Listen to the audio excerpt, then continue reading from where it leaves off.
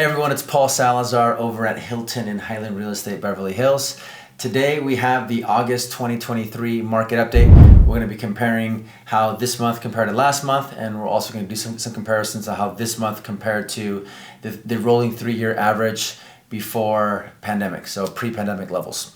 We're going to be talking about the inventory levels, the demand levels, days on market, closed sales, the median price per square foot, and the median price. Inventory levels have gone up a little bit. Demand has increased, closed sales have increased, days on market has stayed kind of level, and the median price per square foot and the median price have gone down. So stay tuned, watch until the end. If you have any questions, feel free to leave a comment down below, and hit the subscribe button and like button if you want more videos like this. All right, let's get started. So as always, we always start with inventory levels. What does the supply look? We'll show you a map of kind of the area that we're talking about. This is the area that we sell real estate in.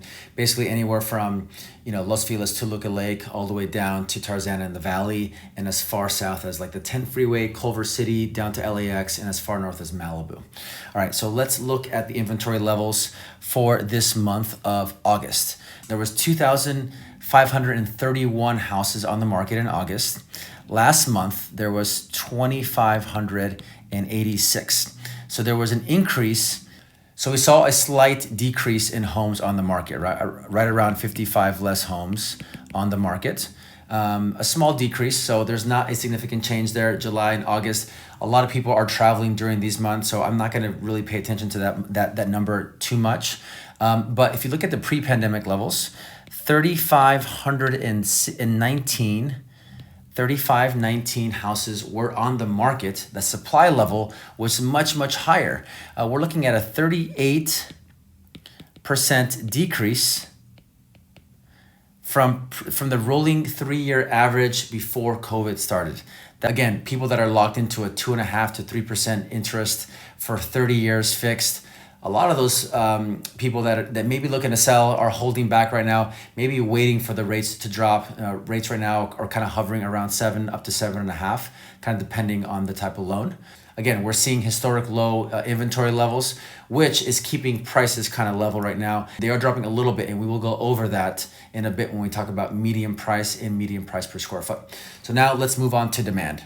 So the good news when it comes to demand, and when I say demand, I'm talking about what is under contract, right? So pending sales. If you're looking down at my screen, pending sales right now in August are at 592 pending sales. Last month, they were at 538. So there's an increase of 54 more pending sales compared to last month. And the rolling 3-year average before COVID, it was 953.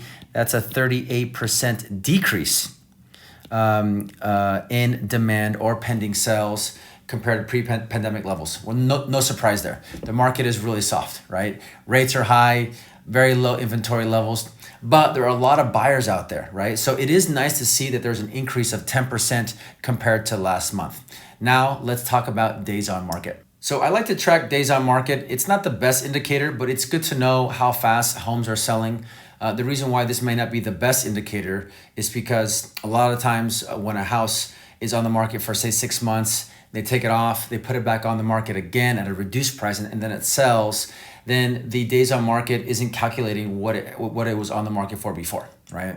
So we look at this metric, but it's not as accurate as we like it to be, okay? So the days on market for properties that are selling right now in August is 33 days on the market. Last month it was 31, so it's only 2 days more, not a lot. And pre-pandemic levels, 54 days. So we're seeing that houses right now are selling faster than pre-pandemic levels, even though sales volume, inventory levels, and demand are way lower than pre-pandemic levels. So what does that mean? Basically, the houses that are selling are houses that are priced well and houses that are move-in ready. Those are the ones that are getting multiple offers in this market. So if you're a seller out there and you're wondering, okay, well, I put my house on the market, it should sell within a month. It's not true unless your house is turnkey, got a good floor plan, it has some good things to offer. Then you will probably get your house sold within that month period. But if you're overpriced and there's some floor plan issues, or the house is not move-in ready, then that's when we're seeing those houses stay on the market for a little bit longer. They're coming off the market. Maybe they're not selling, and the seller has decided to wait until next year, or just decided to not sell anymore because they're getting frustrated, right? Or the houses that are coming off the market, there are other sellers that are putting their house back on the market, but they're doing some work to the house, right? So they may be hiring a new agent, and they are painting the exterior, painting the interior, maybe painting the kitchen cabinets, putting new kitchen countertops, doing a light refresh of the house, as well as maybe staging it.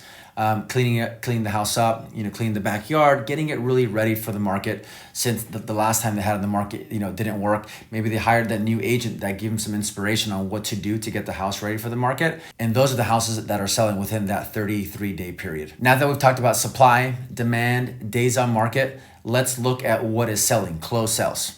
Listing sold or closed sales is one of my favorite metrics to look at, because these are obviously things that have closed escrow, demand, or pending sales. A lot of those don't end up closing for whatever reason. Buyer gets cold feet.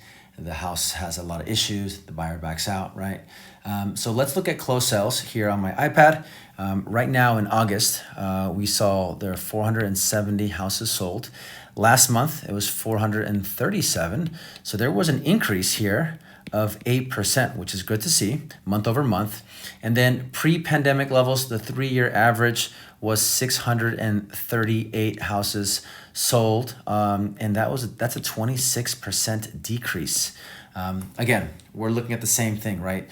Inventory levels are low, demand is low overall compared to a traditional kind of normal market before the pandemic, when rates were in between 3.5% to 4.5%. Next, we'll be looking at median price and median price per square foot to see if the prices overall in LA have dropped or if they stayed steady. So if you're looking at price trends, this is going to be your best metric: median price and median price per square foot. Median price is another one of my favorite metrics to see if prices have gone down or if they've gone up or if they stabilize. So let's look and see where the median price is for August. We're looking at $2,075,000.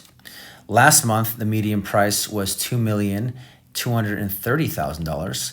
So that is a decrease from last month of $155,000. I wouldn't be worried just yet, but we will continue to track this metric and see what it does over the next few months. If we start seeing prices actually drop in this area. It's crazy to think that the median price in this general area is over $2 million, right? If we're looking at last year over year in August, the median price last year in August was $2,055,000. So that is a decrease of 4%. Now that we've covered median price, let's look at median price per square foot. We're going to probably see the same trends there because the median price per square foot and the median price are going to kind of align. So let's look at the median price per square foot. Here in August, the median price of sold properties is $1,006. Last month, it was $1,026. And last year, same time was $1,026. So this here is the same as last year in July, but we were seeing a decrease month over month compared to July. And not a big decrease, but there is a 2% decrease compared to last month. Now that we've covered inventory levels, demand, days on market, closed sales, median price, and median price per square foot, I'll give you my opinion on what's going on, right? Rates are really high, but things are still selling. As you saw, there has been a demand in pending sales as well as closed sales. Inventory levels have dropped a little bit, and days on market is staying pretty flat. It'll be interesting to see how the rest of the year goes now that we're at the tail end of the summer. Usually after Labor Day weekend, things just start to pick up in terms of sales for the month of September and October, and then obviously November and December, things start to slow down because it's the start of the holidays.